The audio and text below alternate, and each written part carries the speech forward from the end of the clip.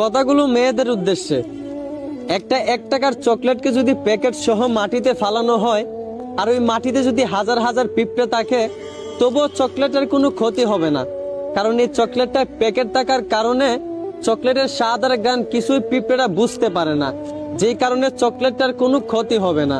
আর একটা 1 টাকার চকলেটকে যদি প্যাকেট ছাড়া মাটিতে ফালানো হয়, আর ওই মাটিতে যদি একটাও পিঁপড়ে থাকে, তবুও দেখবেন কিছুক্ষণের মধ্যে ওই চকলেটের পাশে হাজার হাজার পিঁপড়ে ভিড় জমে গেছে।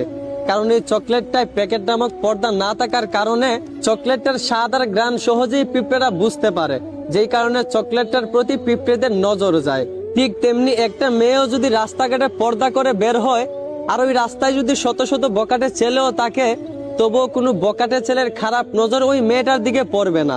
কারণ মেয়েটা তার শরীরকে ঢেকে রাখার কারণে মেয়েটার সৌন্দর্যটা সহজেই প্রকাশ পায় না, যেই কারণে পুরুষের